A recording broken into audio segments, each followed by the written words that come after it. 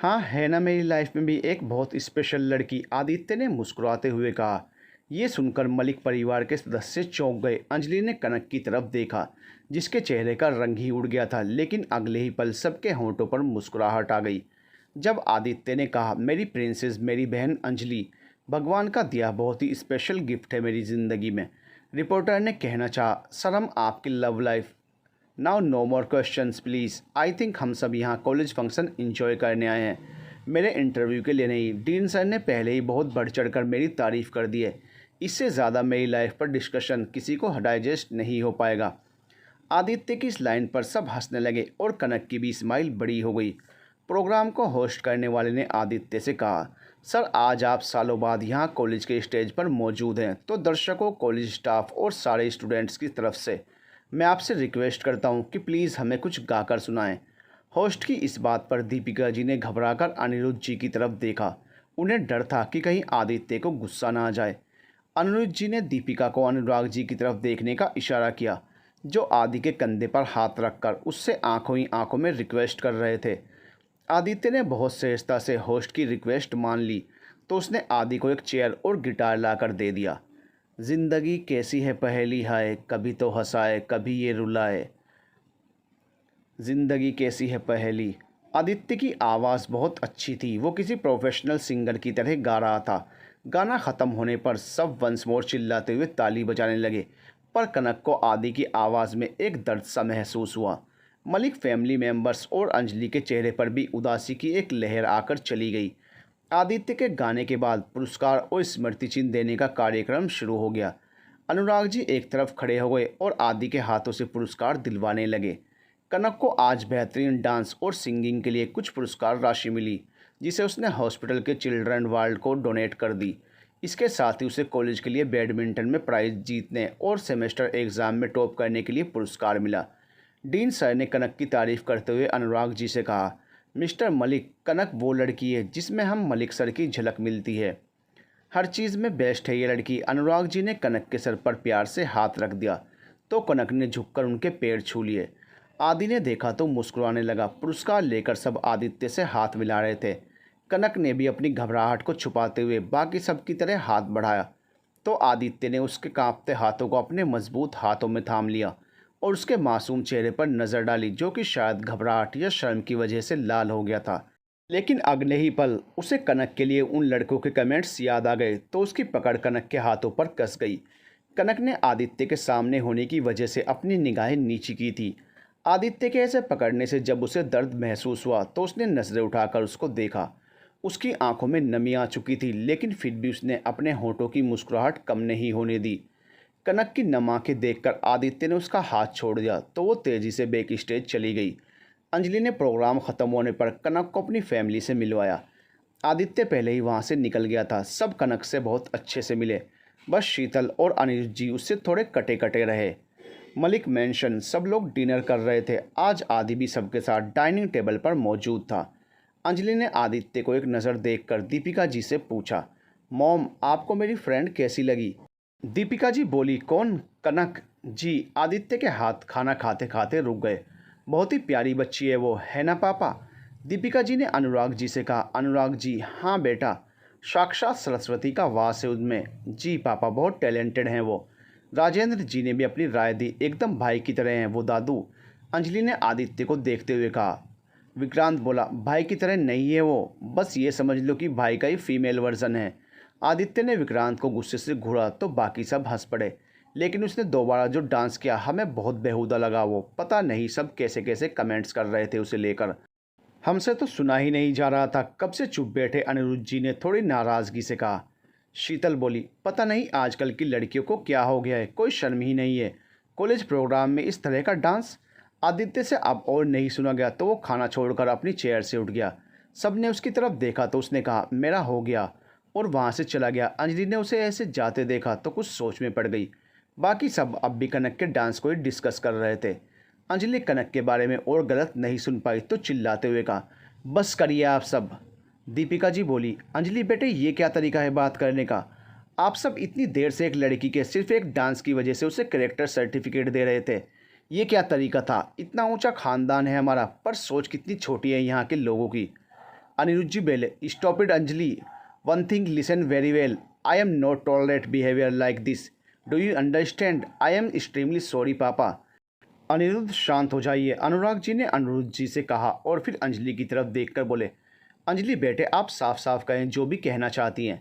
अंजलि अनुराग जी के कदमों में बैठ गई और उनके हाथ थामते हुए बोली, दादू कनक बहुत अच्छी लड़की है और बहुत मासूम भी, किसी को भी परेशान देखकर उसकी मदद करने लग जाती है, इसी वजह से अक्सर लोग उसे बेवकूफ़ बनाकर अपना मतलब निकालने की कोशिश करते रहते हैं। अंजलि ने अनुराग जी को शर्लिन के प्लान, हेड सर के ऑर्डर से लेकर कनक के स्टेज तक जाने की पूरी स्टोरी बता दी। बस आदि से रिलेटेड बातें छुपा ली। शीतल और अनिरुद्ध जी को भी कनक के लिए अपनी गलत सोच पर अफसोस हुआ। दादू वो स्टेज पर भी सिर्फ मेरे लिए गई क्योंकि मैंने सर को कमिटमेंट दे दी थी, बस इसलिए सबने जब उसे गलत समझा तो मुझे बुरा लगा। सच में बेटा आपकी दोस्त बहुत मासूम और प्यारी हैं और बहुत खुशकिस्मत भी, क्योंकि उन्हें आपके जैसी दोस्त मिली है जो अपने दोस्त की इज्जत के लिए आज पहली बार अपने परिवार के खिलाफ भी बोल गई। हमें अच्छा लगा बेटा आपको अपने दोस्त के लिए खड़ा देखकर। अंजलि अपने दादू की बात सुनकर मुस्कुरा दी तो बाकी सब भी खुश हो गए। आदित्य अपने रूम में चक्कर पर चक्कर लगा रहा था। उसे उन लड़कों के गंदे कमेंट्स और शीतल और अनिरुद्ध जी की कनक को लेकर बोली गई बातें याद आ रही थी। अनजाने में ही उसकी मुठ्ठियाँ भिज गई। उसे समझ नहीं आ रहा था कि आखिर उसे इतना बुरा क्यों लग रहा है। उसे कनक के साथ साथ खुद पर भी गुस्सा आ रहा था। उसने अपने दोनों हाथों से बालों को पीछे करते हुए अपना सर पकड़ते हुए खुद से कहा, वो लड़की मुझे इतना इफेक्ट क्यों कर रही है आखिर। Take care yourself Aditya, no one can control your feelings, stay away all these feelings. खुद को समझाने के बाद अपना स्ट्रेस दूर करने के लिए आदित्य शावर लेने चला गया। बहुत देर बाद उसे नींद आई। Girls hostel. कनक भी अभी तक जाग रही थी। वो अपनी कलाई पर पड़े आदित्य की उंगलियों के निशान को देख रही थी। उसकी हथेलियों के पीछे वाले भाग पर नीले निशान पड़ चुके थे, लेकिन ये निशान कनक को दर्द नहीं बल्कि खुशी महसूस करा रहे थे। शायद इसीलिए उसने अभी तक उन पर दवा भी नहीं लगाई थी। उसके होंठ हल्के से बड़बड़ाए, अपनी मोहब्बत का पहला तोहफा मुबारक हो कनक, काश कि ये निशान कभी ना मिटें, क्योंकि ये मुझे आपकी छुअन का एहसास करवाते रहेंगे मलिक साहब। आज के प्रोग्राम में हुई सारी बातें उसके जहन में घूमने लगी। उसने देखा था जब वह गाना गा रही थी, उस समय आदित्य की नज़रें उस पर कैसे जम गई थी। वो तो शर्मा ही गई थी, लेकिन शर्नी लवांडे डांस के समय आदित्य के चेहरे पर सख्ती आ गई थी। ये भी उसने नोटिस किया था। फिर उसके बाद स्टेज पर आदित्य ने जिस तरह से उसका हाथ पकड़ा था, कनक को समझ आ गया था कि वो उस टाइम गुस्से में था। उसकी लाल आंखें इस बात की गवाही भी दे रही थी। कनक समझ ही नहीं पाई कि आदित्य ने उसके साथ ऐसा बिहेव क्यों किया, क्योंकि इससे पहले वो जब भी कनक से मिला था उसकी आंखों में एक कोमलता देखी थी उसने अपने लिए। फिर चाहे वो कनक को कितना भी इग्नोर करे, उसके साथ रूड रहे या फिर कड़वी बातें बोले, कनक अभी इसी उलझन में ही थी कि अचानक उसे दिलबर वाले डांस के अपने स्टेप्स याद आए। तो उसने सोचा कहीं इस वजह से तो नहीं वो गुस्से में थे, लेकिन क्यों, कौन हूँ मैं उनकी, क्या वो भी मुझे पसंद करते हैं? नहीं, वो मुझे क्यों पसंद करेंगे, लड़कियों की कमी थोड़े ही ना है दुनिया में, और उन्हें तो एक से बढ़कर एक लड़कियाँ मिल जाएंगी। शायद वो मेरे ऐसे डांस स्टेप की वजह से मुझे गलत लड़की समझ रहे होंगे, लेकिन अंजलि ने बोला था कि उसके यहाँ सिर्फ एक डांस की वजह से कोई उसे जज नहीं करेगा। कनक खुद से ही सवाल जवाब किए जा रही थी। उसे ये डर भी लग रहा था कि कहीं आदित्य की नज़र में उसकी इमेज ना ख़राब हो गई हो, जैसा कि शर्लिन का प्लान था। ये सब सोचकर ही कनक को बहुत टेंशन होने लगी। अगले दिन उसने अंजलि से इस बारे में पूछा तो अंजलि ने बताया कि सबको उसकी परफॉर्मेंस और वो दोनों ही बहुत पसंद आए। तब जाकर कहीं कनक को सुकून सा मिला। कनक आजकल ये महसूस कर रही थी कि प्रोग्राम वाले दिन के बाद से पुलकित सर की निगाहें उसी पर रहती थी। उसे बहुत गंदा लगता था। कनक बस किसी तरह अपनी पढ़ाई पूरी करना चाहती थी। उसे हर हाल में डॉक्टर बनकर अपने पापा का सपना पूरा करना था, क्योंकि वो जानती थी कि पुलकित सर के खिलाफ कंप्लेन करने पर पूरे कॉलेज के साथ साथ उसके घर वालों तक भी ये बात पहुंचेगी। उसकी चाची तो पहले ही उसे पसंद नहीं करती, इसके बाद तो वो उसकी पढ़ाई छुड़वाकर वापस लखनऊ ले जाएंगी और किसी के भी साथ उसकी शादी करके अपने सर से कनक नाम का बोझ उतार देंगी। इसीलिए जब अंजलि ने उसे पुलकित सर के खिलाफ कंप्लेन करने को कहा तो उसने ये कहकर मना कर दिया कि अगले महीने कॉलेज की छुट्टियां होने वाली हैं, फिर वो कुछ दिन पुलकित सर से नहीं मिलेगी तो वो उसे खुद ही भूल जाएंगे। लेकिन अंजलि ने जब उसे ये समझाया कि ऐसे लोग कभी नहीं सुधरते तो कनक भी कंप्लेन करने को राज़ी हो गई। लेकिन दोनों ने अगली बार पुलकित के कोई गलत हरकत करने पर उसके खिलाफ एक्शन लेने का सोचा। कुछ दिन बीते। कॉलेज के सुपर सीनियर बैच के लिए फेयरवेल पार्टी रखी गई थी। कनक के बैच का भी चौथा साल था, इस वजह से उन सब के लिए भी पार्टी में शामिल होना और अपना योगदान देना कंपलसरी था। कनक क्रिएटिव माइंड की थी, तो उसे और उसके ग्रुप को डेकोरेशन का काम मिला। पार्टी में लड़कियों के लिए कोट पैंट और लड़कियों के लिए साड़ी ड्रेस कोड रखा गया था। फेयरवेल वाले दिन पार्टी में सबने बहुत मस्ती की और सीनियर्स ने अपने एक्सपीरियंस शेयर किए। सभी जूनियर ने उन्हें सफल और काबिल डॉक्टर बनने की शुभकामनाएं दी। सीनियर्स का मनोरंजन करने के लिए किसी ने डांस किया तो किसी ने जोक सुनाए या किसी प्रोफेसर और स्टूडेंट की मिमिक्री की। सबको बहुत मज़ा आ रहा था। ग्रुप फिक्स होने के बाद एक सीनियर लड़की के कहने पर कनक ने भी गाना सुनाया, बहुत प्यार करते हैं तुमको सनम, कसम चाहे ले लो खुदा की कसम। पार्टी ख़त्म होते होते रात के 9 बज गए थे। लगभग सारे स्टूडेंट्स घर के लिए निकल गए। अंजलि आज जानबूझकर अपनी गाड़ी नहीं लाई थी। उसने आदित्य को फ़ोन करके बुलाया ताकि आज वो और कनक एक दूसरे से मिल पाएँ। आदित्य अभी अभी थका हारा घर लौटा था और फ्रेश होकर बस आराम करने जा रहा था। आदित्य में एक खासियत ये भी थी कि चाहे वो किसी भी सिचुएशन में हो, अपने भाई बहन की ज़रूरत के लिए हमेशा मौजूद रहता था। इसलिए अंजलि के बस एक फ़ोन कॉल पर वो ड्राइवर को ना भेज खुद ही उसे पिक करने कॉलेज के लिए निकल पड़ा। अंजलि, कनक, निशा और खुशी के साथ बाहर आने लगी। कनक को बाथरूम जाना था, इसलिए उसने तीनों को आगे जाने का बोल दिया और ख़ुद वॉशरूम की तरफ चली गई। सब जब तक बाहर आए, ठीक उसी समय गेट के बाहर आदित्य की गाड़ी आकर रुकी। आज वो अकेले ही था। हमेशा उससे चिपके रहने वाले उसके बॉडीगार्ड्स नहीं थे साथ में। वैसे भी जब वो अपने परिवार वालों के साथ रहता था तो बहुत ही नॉर्मल तरीके से रहना पसंद करता था। उसने इस समय एक सिंपल सी वाइट टी शर्ट और लोअर पहना हुआ था। कोई उसे देखकर कह नहीं सकता था कि ये इंसान एक आईएएस ऑफिसर है, लेकिन इन कपड़ों में भी वो बहुत स्मार्ट लग रहा था। चांदनी रात की रोशनी में उसका हैंडसम सा चेहरा दमक रहा था। उसने अंजलि की तरफ देखा तो चौंक उठा और तेज़ी से उसके पास चला आया। अंजलि थोड़ा लंगड़ाते हुए चल रही थी और निशा, खुशी ने उसे पकड़ रखा था। आदित्य अंजलि को इसे देखकर परेशान हो गया। उसने पूछा, क्या हुआ बच्चा, आप ऐसे क्यों चल रही हो? अंजलि ने मुंह बनाते हुए कहा, भाई लगता है थोड़ी सी मोच आ गई है पैर में। आदित्य ने अंजलि को गोद में उठाकर कार में बैठा दिया और बोला, चलो डॉक्टर के पास चलते हैं। अंजलि ने हंसते हुए कहा, भाई आप भूल गए क्या, ये एक मेडिकल कॉलेज है और मैं एक फ्यूचर डॉक्टर। मैंने दवा ले ली है, ठीक हो जाएगा थोड़ी देर में। आदित्य ने अंजलि की बात सुनकर थोड़ी चैन की सांस ली। निशा और खुशी उसे देखकर खुश हो गई और उसे ही लगातार देखे जा रही थी। वो भी बहुत नॉर्मली उन दोनों से मिला। आखिर वो दोनों अंजलि के बचपन की दोस्त जो थी। दोनों का अक्सर उसके घर पर आना जाना लगा रहता था। उन दोनों को लेने उनका भाई आया था। कुछ देर बाद दोनों चली गई तो आदित्य ने अंजलि से पूछा, अब चलें? भाई बस 5 मिनट, मेरी फ्रेंड भी है साथ में, वो बस आती ही होगी। इधर कनक बाथरूम से निकलकर बाहर आने को हुई, तभी किसी ने उसे एक कोने में खींच लिया और उस पर हावी होने की कोशिश करने लगा। वहाँ बहुत अंधेरा था, लेकिन कनक फिर भी समझ गई कि ये पुलकित था। कनक ने अपनी पूरी ताकत लगाकर उसे पीछे धकेल दिया और वहाँ से बाहर की तरफ भागी। पुलकित भी उसका पीछा करते हुए बाहर आया, लेकिन तब तक कनक एक पिलर के पीछे छुप गई। पुलकित पागलों की तरह उसे ढूंढ रहा था। ऐसा नहीं था कि कनक उसका सामना नहीं कर सकती थी, लेकिन इस समय उसने साड़ी पहन रखी थी और बहुत अनकंफर्टेबल फील कर रही थी।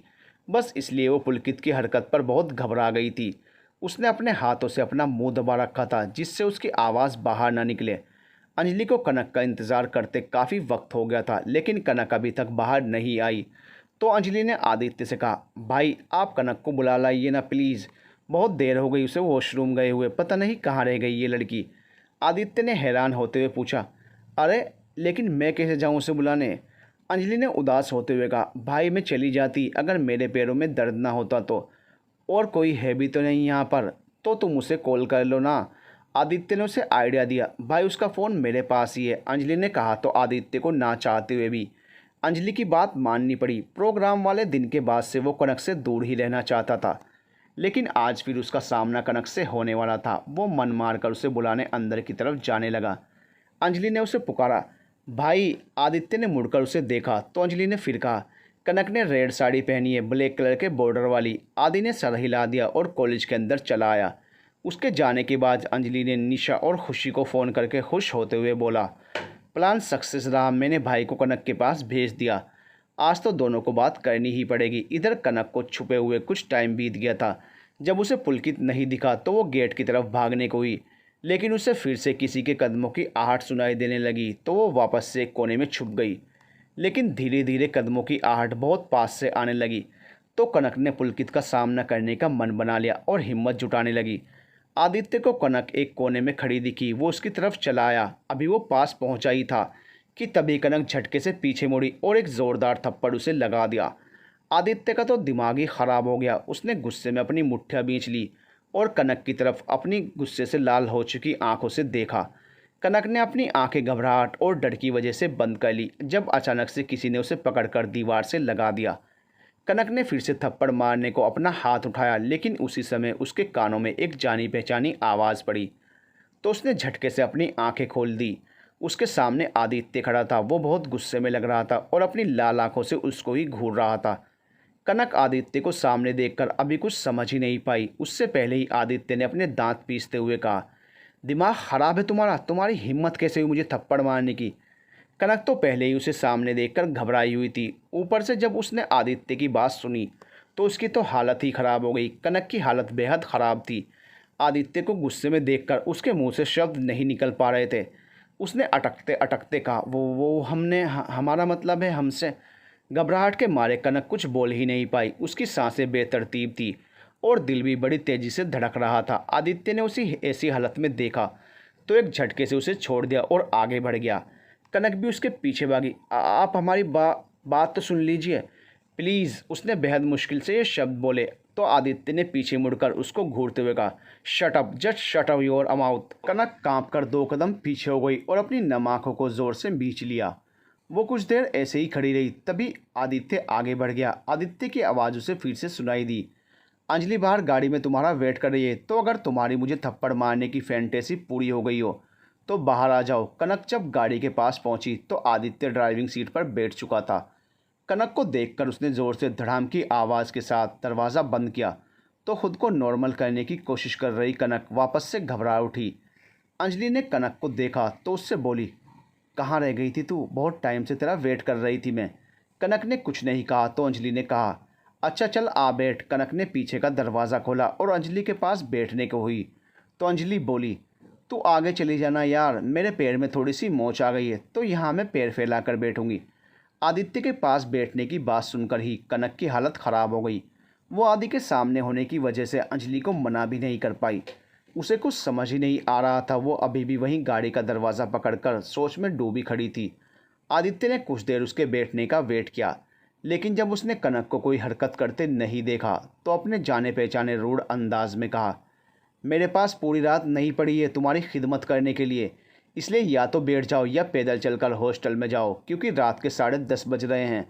इस टाइम ना तो कोई ऑटो मिलेगी ना टैक्सी, और अगर ये भी करने का मन ना हो तो रात भर कॉलेज में ही रह सकती हो। Choice is yours. कनक ने जैसे ही आदि की बातें सुनी तुरंत ही गाड़ी में आकर बैठ गई, क्योंकि हॉस्टल कॉलेज से थोड़ी दूरी पर था और पुलकित की हरकत के बाद कनक बहुत डर गई थी तो अकेले हॉस्टल जाने का रिस्क नहीं ले सकती थी। आदित्य ने गाड़ी आगे बढ़ा दी। कनक का ध्यान आदित्य पर ही था। वो बार बार उसको देखे जा रही थी। वो आदित्य से अपनी हरकत के लिए माफ़ी मांगना चाहती थी, लेकिन इस वक्त भी वो बहुत गुस्से में लग रहा था, इसलिए कनक की उससे कुछ भी कहने की हिम्मत ही नहीं हो रही थी। कनक की नज़रें उस पर ही हैं, इस बात का एहसास आदित्य को भी था, लेकिन उसने एक बार भी कनक की तरफ देखने की जहमत नहीं उठाई। अंजलि को उन दोनों का बिहेव बहुत अजीब लग रहा था। वो दोनों के चेहरे को पढ़ने की कोशिश कर रही थी ताकि सिचुएशन को समझ सके। उसे अपना भाई गुस्से में और कनक हैरान परेशान सी लग रही थी, लेकिन माहौल की गंभीरता को देखते हुए उसने अभी कुछ ना कहना ही ठीक समझा। फिर भी उसने गाड़ी में छाई चुप्पी को तोड़ते हुए कहा, भाई। आदित्य ने बिना पीछे देखे ही कहा, बोलो। वो कनक पीडी गर्ल्स हॉस्टल में रहती है। आदि ने कोई जवाब नहीं दिया। कुछ देर बाद ही उसने गाड़ी झटके से हॉस्टल के बाहर रोकी। कनक का सर डैशबोर्ड पर टकराने ही वाला था कि आदित्य ने डैशबोर्ड और उसके सर के बीच में अपना हाथ लगा दिया। उसके हाथों के स्पर्श पर कनक ने उसकी ओर देखा तो आदित्य ने हाथ हटा लिया और सामने देखते हुए गंभीरता से कहा, गो। उसकी बात सुनते ही कनक जल्दी से गाड़ी से निकली और अंदर की तरफ भाग गई। आज कॉलेज में पार्टी की वजह से बहुत सी लड़कियां देर से आई थी, इसलिए रोज़ 8 बजे बंद हो जाने वाला हॉस्टल का गेट अभी भी खुला ही था। अरे इसे क्या हुआ? ऐसे क्यों भागी? मुझे बाय भी नहीं कहा। अंजलि ने हैरान होते हुए कहा, शायद उसे नींद आ रही होगी। आदित्य जो कनक को ही देख रहा था उसने लापरवाही के साथ कहा। फिर अंजलि से बोला, आप अब ठीक हो ना प्रिंसेस? अंजलि ने हाँ में सर हिला दिया तो आदित्य ने फिर कहा, अगर दर्द ज़्यादा हो तो हम किसी अच्छे डॉक्टर के पास चलते हैं। नहीं भाई, अब दर्द बिल्कुल भी नहीं है, ये देखिए, अंजलि ने हड़बड़ाते हुए कहा और अपना पैर आगे कर दिया। आदित्य ने अब भी गाड़ी आगे नहीं बढ़ाई और खामोशी से अंजलि को देखता रहा। तो अंजलि ने भी उसकी तरफ देखा और बोली, क्या हुआ भाई, घर चलिए ना प्लीज़। आदित्य ने गाड़ी स्टार्ट करते हुए कहा। मौज थोड़ी देर पहले लेफ्ट पैर में थी। अंजलि ने अपनी जीभ दांत से दबा ली और अपना बचाव करते हुए बोली, हाँ भाई पता है, एक्चुअली अब दर्द बिल्कुल भी नहीं है, तो लेफ्ट की जगह राइट पैर आगे कर दिया। आदित्य ने अफसोस से सर हिला दिया और गाड़ी आगे बढ़ा दी। अंजलि ने राहत की सांस लेते हुए अपने मन में सोचा, बच गई। तू भी ना अंजलि, इतनी लापरवाह कैसे हो सकती हो तुम, वो भी जब तब भाई से झूठ बोला हो, जिनकी नज़र से कुछ भी छुपा पाना बहुत मुश्किल है। पता नहीं कनक तेरे लिए और क्या क्या करना पड़ेगा मुझे, लेकिन कोई बात नहीं, तुम्हें अपने प्यार से मिलाने के लिए तुम्हारी ये दोस्त कुछ भी करने को तैयार है। मलिक मेंशन। दीपिका जी बोली, इनका कुछ समझ नहीं आता कि कब क्या करते हैं। जाते समय बोलकर गए थे कि आलू के पराठे बनाओ, बहुत भूख लगी है, और लौट कर आए हैं तो नवाब साहब को भूख ही नहीं है। शीतल, भाभी मुझे तो कुछ गुस्से में भी लग रहे थे वो। दीपिका जी ने अंजलि की ओर देखकर पूछा, अंजलि आपको पता है कुछ क्या हुआ है, कहीं कॉलेज में फिर से तो कुछ। नहीं मॉम, सब ठीक है, कॉलेज में तो कुछ भी नहीं हुआ। शीतल बोली, कहीं आप लोगों ने बाहर तो नहीं खा लिया कुछ। नहीं चाची, अगर बाहर खाकर आते तो अभी कैसे खाती मैं। अंजलि ने पराठे खाते हुए कहा, यह भी तो हो सकता है कि तेरे अंदर की ये तृप्त आत्मा जाग गई हो और तू एक बार खाने के बाद फिर खाने बैठ गई। विक्रांत ने उसकी प्लेट से पराठा उठाते हुए कहा। अंजलि उसे घूरने लगी तो उसने पराठा खाते हुए अंजलि को देखकर कहा, क्या ऐसे क्यों घूर रही है, आपने मुझे एतरप्त आत्मा कैसे कहा।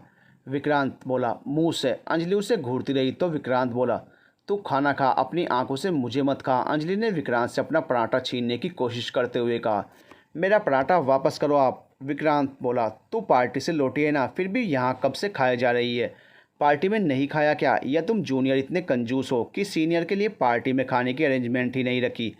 जी नहीं, हमने इतनी अच्छी अरेंजमेंट रखी थी कि पूछो मत, और खाने का मेन्यू इतना शानदार था ना कि बस मज़ा ही आ गया। अंजलि ने बड़ा चढ़ाकर तारीफ करते हुए विक्रांत से कहा, जिससे विक्रांत को पार्टी का हिस्सा ना बन पाने पर अफसोस हो। लेकिन विक्रांत को उसे चिढ़ाने का एक और मौका मिल गया। उसने हंसते हुए कहा, बस इसीलिए तुझे एतरप्त आत्मा बोला है मैंने। एक बार खाने के बाद दोबारा फिर से शुरू हो गई तू। हाँ, क्योंकि आलू के पराठे बने थे। अंजलि ने मुंह बनाते हुए कहा। हाँ तो, विक्रांत ने एक आईब्रो उठाते हुए पूछा। अंजलि विक्रांत की बात पर चिढ़ गई और जब उसे कोई जवाब नहीं दे पाई तो शीतल जी से बोली, चाची आप देख रही हैं ना। शीतल जी ने विक्रांत को डांटते हुए कहा, विक्रांत, अपनी छोटी बहन को कोई ऐसे परेशान करता है क्या, आप इन्हें आराम से खाने दीजिए। विक्रांत ने शीतल जी के डांटने पर अंजलि की तरफ देखा तो उसने विक्रांत को अपनी जीभ निकालकर चिढ़ा दिया। उसकी इस हरकत पर विक्रांत हंस पड़ा और अंजलि के बालों को सहलाकर उसके कमरे में चला गया। आदित्य अपने जिम में था और अपने फेवरेट काम पंचिंग बैग पर मुक्के मारने में लगा था। इस समय वो पसीने में नहाया हुआ था। उसे कनक का खुद को थप्पड़ मारना याद आया तो उसके मुक्कों की स्पीड बढ़ गई। कनक भी इसी बारे में सोचे जा रही थी। पता नहीं क्यों हर बार आदित्य के सामने ऐसी परिस्थिति बन जाती थी। पता नहीं वो कनक के बारे में क्या सोच रहा होगा। कनक इसी परेशानी में आज फिर सारी रात जागती रही। मेडिकल कॉलेज अगले दिन कनक जब अंजलि से मिली, अंजलि ने उसका उतरा हुआ चेहरा देखा तो पूछ ही लिया, कल कुछ हुआ था क्या। कनक ने चौंक कर अंजलि को देखा तो उसने आगे कहा, कल भाई जब तुझे लेने गए थे नॉर्मल ही थे, लेकिन वापस आने पर गुस्से में लग रहे थे। तुझसे भी बहुत रूड बिहेव किया और घर जाकर डिनर भी नहीं किया, जबकि मॉम बता रही थी कि घर से निकलने से पहले वो उन्हें आलू के पराठे बनाने को बोल कर गए थे, ये कहकर कि उन्हें बहुत भूख लगी है। कनक ये सब सुनकर और परेशान हो गई तो अंजलि उसे ध्यान से देखते हुए बोली, कल तू भी अजीब बिहेव कर रही थी, आज भी तेरा चेहरा उतरा हुआ है। कनक ने रुआसी आवाज़ में कहा, अंजलि वो हमने उन्हें, हमारा मतलब है कि हमने। अंजलि रिलैक्स कनक, गहरी सांस लो, फिर साफ साफ बोलो। ऐसे कुछ भी समझ नहीं आ रहा है कि तू क्या बोल रही है। कनक ने एक गहरी सांस लेते हुए कहा, कल पुलकित सर ने फिर से मुझसे ज़बरदस्ती करने की कोशिश की। अंजलि चौंक उठी। कनक ने आगे कहा, मैं उनसे छूटकर भागी, तभी मिस्टर मलिक वहाँ आ गए। अच्छा, मैं समझ गई, भाई ने देख लिया होगा और पुलकित सर को कूट दिया होगा, तभी वो इतने गुस्से में थे। अंजलि ने एक्साइटेड होते हुए अंदाज़ा लगाकर कहा तो कनक ने नाम में सिर हिला दिया, तो ज़रूर भाई ने उन्हें पुलिस के हवाले कर दिया होगा। नहीं, मिस्टर मलिक इसलिए गुस्से में नहीं थे, वो जब आए तो पुलकित सर वहाँ नहीं थे। फिर क्या हुआ था, अंजलि ने झल्लाते हुए कहा। कनक, हमने उन्हें थप्पड़ मार दिया। क्या? अंजलि ने क्यावड़ को लगभग खींचते हुए कहा और अपने मुंह पर हाथ रख लिया। कनक ने रूंधी आवाज़ में कहा, गलती से हो गया, हमने उन्हें पुलकित सर समझकर। तूने भाई को थप्पड़ मारा? अंजलि ने पूछा तो कनक ने हाँ में सिर हिला दिया। सत्यानाश, ये क्या किया तूने यार?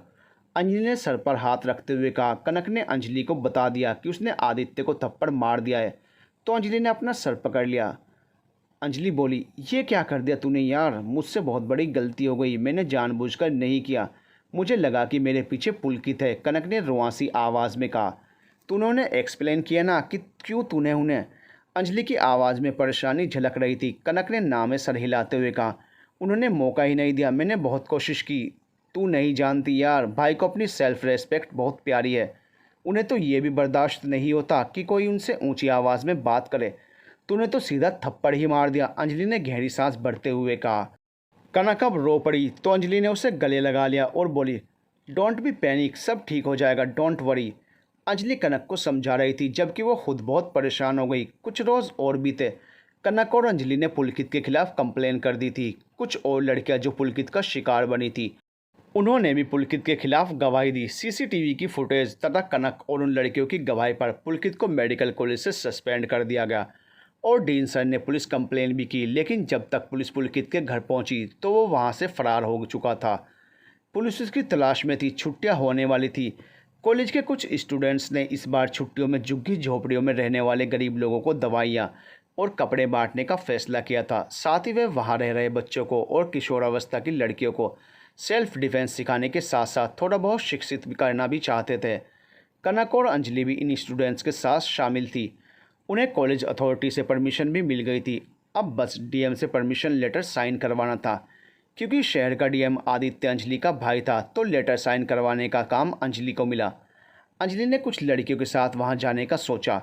कनक आदित्य का सामना करने से डर रही थी, इसलिए उसने वहां जाने से मना कर दिया।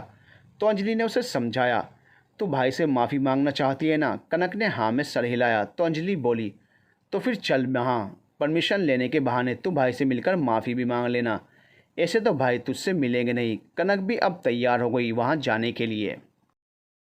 DM office. आदित्य अपने केबिन में कुछ काम कर रहा था जब विशाखा वहाँ आई। आहट होने पर उसने फाइल से नजरें हटाकर विशाखा को देखा। आजकल वो अक्सर ही उसके आसपास नज़र आ ही जाती थी। उसके केबिन में भी बिना किसी काम के पहुंच जाती थी। आदित्य ने अब तक उसे नज़रअंदाज किया था, लेकिन आज उसका दिमाग ही ख़राब हो गया। जब विशाखा ने रेड रोज़ लाकर उसके सामने रखा, वो अपनी चेयर से उठा और पूछा, क्या है ये miss Chaudhary? I love you sir, Vishakha ने कहा। आदित्य विशाखा की तरफ बढ़ा तो वो बहुत खुश हो गई, लेकिन आदित्य उसे बिना देखे आगे बढ़ गया और झटके से केबिन का दरवाज़ा खोल दिया। दरवाजे से कान लगाकर खड़े लोग एक दूसरे के ऊपर भड़बड़ाकर गिर पड़े।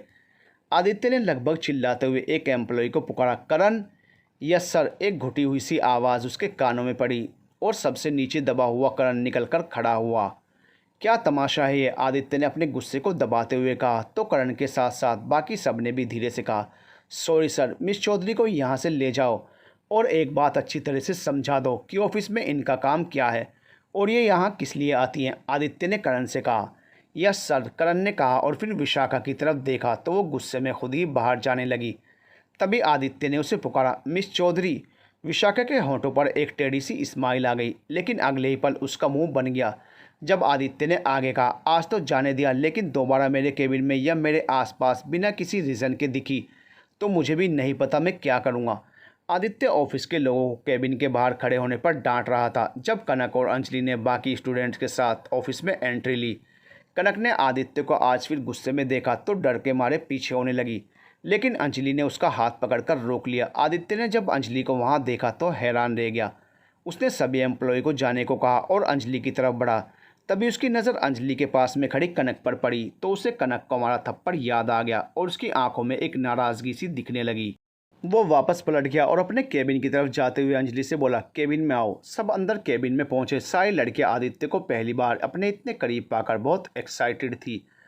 अंजलि उन सब का इंट्रोडक्शन अपने भाई से करवाती उससे पहले ही उन सब में आदित्य को अपना नाम बताकर उससे हाथ मिलाने की जैसे होड़ लग गई। सब एक एक करके उससे बात करने लगी तो आज आदित्य ने भी उनसे थोड़ी बहुत बात कर ली। सभी लड़कियां जहां आदित्य का ध्यान अपनी तरफ खींचने की कोशिश में लगी थी, वहीं कनक सबसे पीछे खड़ी थी और सोच रही थी कितने नॉर्मली बात कर रहे हैं सबसे, कोई कह सकता है कुछ समय पहले ही ये ज्वालामुखी बने हुए थे। अंजलि ने जब सारी लड़कियों को अपने भाई से चिपके देखा तो कनक का हाथ पकड़कर उसे खींचते हुए आगे कर बोली, भाई ये मेरी बेस्टी है कनक भारद्वाज, बहुत अच्छे से जानता हूँ इन्हें मैं। आदित्य ने एक बार कनक को देखा, फिर अपनी उससे नज़रें हटाते हुए बोला। उसके बोलने के अंदाज से अंजलि और कनक दोनों का मुंह बन गया। आदित्य ने बात बदलते हुए कहा, आप सब किसी काम से आए हो यहाँ? भाई, हम परमिशन लेने आए हैं। कैसी परमिशन? आदित्य ने पूछा। अंजलि ने उसे सारी बातें बता दी तो आदित्य ने कहा, नाइस थॉट, बट जब आप में खुद ही मैनर्स नहीं हैं, कभी भी बिना सोचे समझे कुछ भी कर जाते हैं, तो आप दूसरों को क्या सिखाएंगे? बाकी लड़कियों को कुछ समझ नहीं आया। वो आदित्य की बात का मतलब समझने की कोशिश कर रही थी, लेकिन कनक और अंजलि दोनों समझ गई कि उसका इशारा कनक की तरफ था। आदित्य ने परमिशन लेटर पर साइन कर दिए और साथ ही वार्निंग भी दी कि उन सब की वजह से वहाँ रहने वाले लोगों को कोई परेशानी नहीं होनी चाहिए। सभी लोगों ने सहमति दे दी। आदित्य ने अब अपने सामने रखी फाइल पर नज़र डालते हुए उन सबसे कहा, अब आप लोग जा सकते हैं। सब बाहर निकलने लगे तो अंजलि ने कनक को इशारे से वहीं रुककर माफ़ी मांगने को कहा। सबके जाने के 5 मिनट बाद अपने काम में लगे आदित्य ने अपने ऊपर जब किसी की नज़रें महसूस की तो उसने सर उठाकर देखा। वहाँ कनक को देखकर उसने तुरंत अपनी नज़रें फेरी और रूखे स्वर में कहा, आपने शायद सुना नहीं, मैंने सबको बाहर जाने का बोला है। कनक बोली, हमें आपसे कुछ कहना है, हमें उस दिन के लिए आपसे माफ़ी मांगनी है। हमसे बहुत बड़ी गलती हो गई थी उस दिन। हमने आपको आगे की बात वो बोल ही नहीं पाई। उसका दिल ज़ोरों से धड़क उठा। आदित्य उसके एकदम पास खड़ा था और उसकी तरफ ही देख रहा था। कनक उसकी नज़रों का ताप नहीं सह पाई और अपनी पलकें झुका ली। आदित्य ने दांत पीसते हुए धीमी आवाज़ में कहा, मुझे तुम्हारी कोई बात नहीं सुननी, ना ही तुम्हारी कोई एक्सप्रेशन चाहिए। कनक ने नज़रें ऊपर उठाई। आदित्य ने कुछ सेकंड उसको देखा, फिर बोला, आप जा सकती हैं यहाँ से, और वापस अपनी चेयर पर चला गया। कनक ने फिर से कोशिश करनी चाहिए तो उसने बिना सर उठाए कहा, सब जा चुके हैं। आपके अकेले मेरे पास रुकने पर लोग कोई भी स्टोरी बना सकते हैं। आपको कोई फ़र्क पड़े ना पड़े, लेकिन मुझे अपनी इज्जत बहुत प्यारी है। मुझे ज़रा भी नहीं पसंद कि कोई मेरे कैरेक्टर पर उंगली उठाए। सो यू में गो नाउ। कनक जाने के लिए मुड़ी, लेकिन फिर उसे अंजलि की बात याद आ गई। देख, बस ये समझ ले कि ये तेरा पहला और आखिरी मौका है भाई से माफ़ी मांगने का। इसलिए भाई कुछ भी बोलें तो उन्हें आज सॉरी बोल कर ही आना। अगर तुम भाई के साथ अपना फ्यूचर चाहती हो तो मैं तुम्हें कभी किसी के सामने से झुकने को ना बोलती। अगर तुम भाई को पसंद नहीं करती, वैसे भी तूने उन्हें थप्पड़ मारा है, चाहे पुलकित समझ कर ही क्यों ना मारा हो, लेकिन फिर भी गलती तो हुई है ना। बिना रीज़न किसी को थप्पड़ पड़ेगा तो उसको गुस्सा तो आएगा ही ना। कनक एक बार फिर से हिम्मत करके अंदर की तरफ मुड़ी, लेकिन पास ही के फाइल रैंक के पास खड़े आदित्य से टकरा गई, जो शायद अपनी कोई फाइल लेने वहां आया था।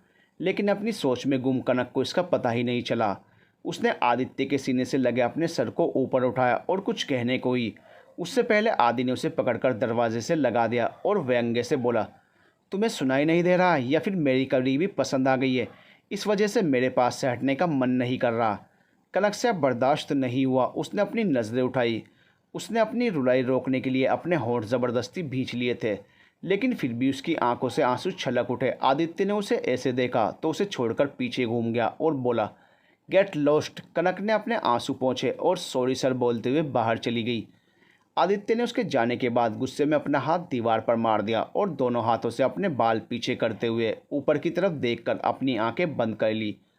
अंजलि ने बाहर साथ सारी लड़कियों से कह रखा था कि कनक को डीन सर ने अपना कोई पर्सनल काम भी दिया था आदित्य से करवाने को, इसलिए किसी ने भी उससे कुछ नहीं पूछा। कनक केबिन से बाहर आई तो वो सब वहाँ से निकल गई। अंजलि ने कनक की लाल आंखें और बुझे हुए चेहरे को देखा तो वो समझ गई कि उसके भाई ने कनक को माफ़ नहीं किया, इसलिए उसने कनक से कुछ भी नहीं पूछा। छुट्टियाँ शुरू हो गई थी। कनक, अंजलि और बाकी स्टूडेंट अपना काम अच्छी तरह कर रहे थे। एक दिन अंजलि की तबीयत ठीक ना होने की वजह से बस्ती में नहीं आई। शाम होने पर सब लोग घर चले गए। कनक से भी उसकी क्लासमेट ने हॉस्टल छोड़ने को कहा, लेकिन कनक ने यह कहकर मना कर दिया कि वो ऑटो से निकल जाएगी। कनक ने ऑटो किया, लेकिन बस्ती से बाहर मेन सड़क पर आते आते ऑटो ख़राब हो गया तो कनक ने ऑटो वाले को किराए के पैसे पकड़ाए और पैदल ही आगे बढ़ने लगी। तभी उसे ठोकर लग गई और उसकी सैंडल टूट गई। आज मौसम बहुत ख़राब था, ऊपर से बारिश भी होने लगी। उसे कोई भी ऑटो नहीं मिला। भीग जाने के डर से वो एक दुकान के नीचे खड़ी हो गई। ख़राब मौसम के कारण इक्का दुक्का लोग ही कभी कभार वहाँ से गुजर रहे थे। आदित्य आज फ्री था, उसे कोई ख़ास काम नहीं था। तो अंजलि की तबीयत की वजह से आज जल्दी घर के लिए निकल गया। उसने अंजलि को फ़ोन किया तो उसका फ़ोन बिज़ी आ रहा था। कुछ देर बाद अंजलि ने कॉल बैक किया तो आदि ने फ़ोन पिक किया। आपने फ़ोन किया था भाई?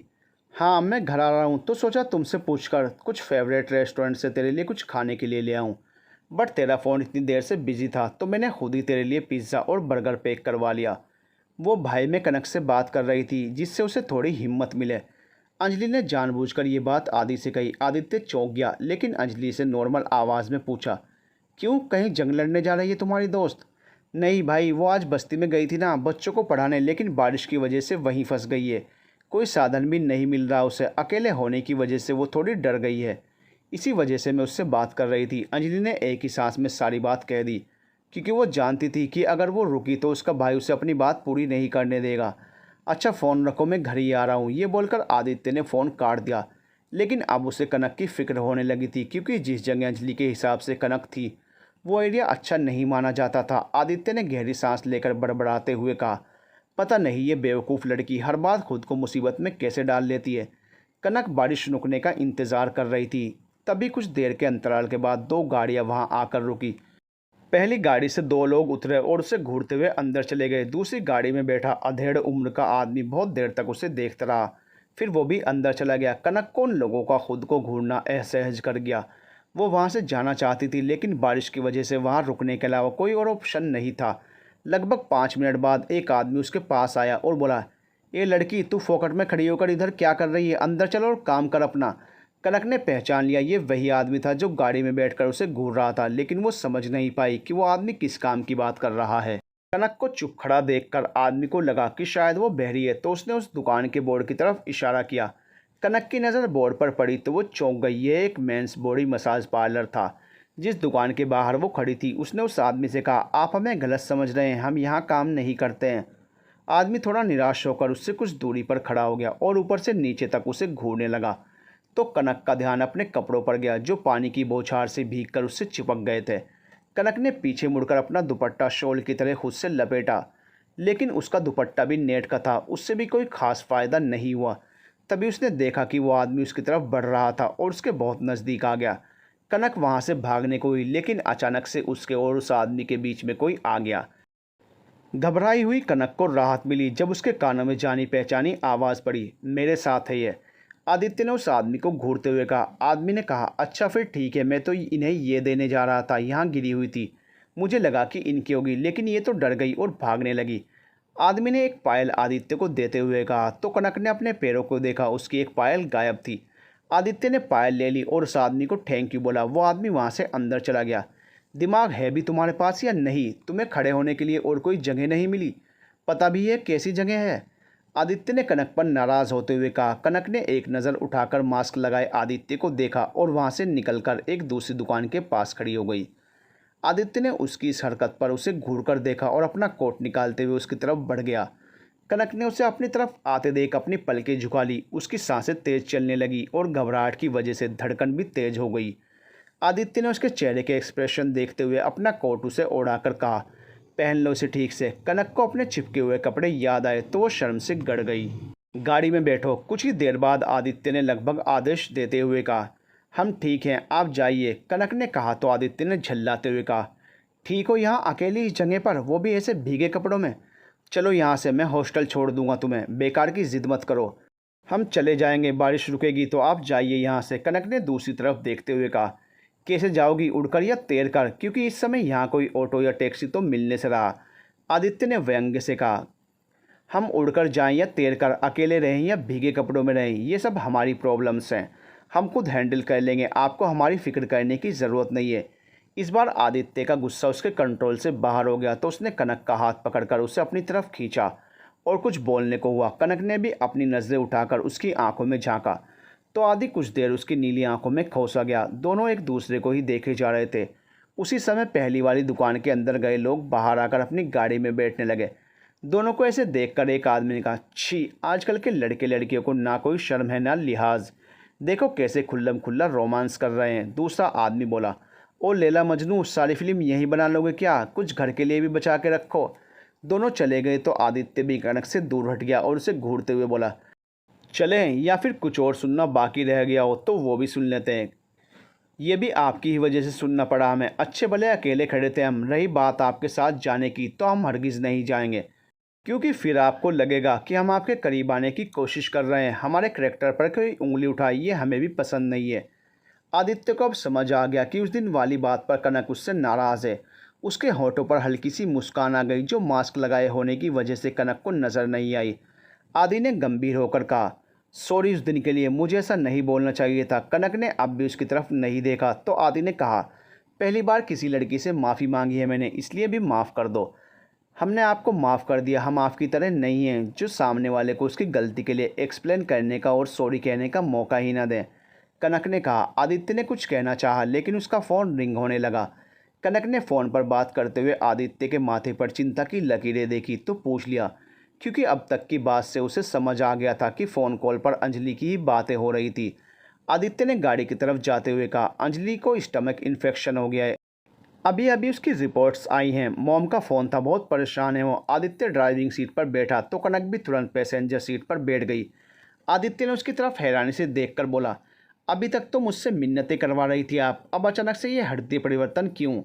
कनक चुप ही रही। गाड़ी आगे बढ़ गई। कनक ने गाड़ी के शीशे नीचे किए हुए थे और बाहर देख रही थी। उसे अंजलि की चिंता हो रही थी। बारिश अब तक रुक गई थी, लेकिन उसकी वजह से मौसम बहुत ठंडा हो गया था। भीगने की वजह से कनक को अब थोड़ी ठंड लग रही थी। उसने अपने दोनों हाथ खुद से लपेट लिए।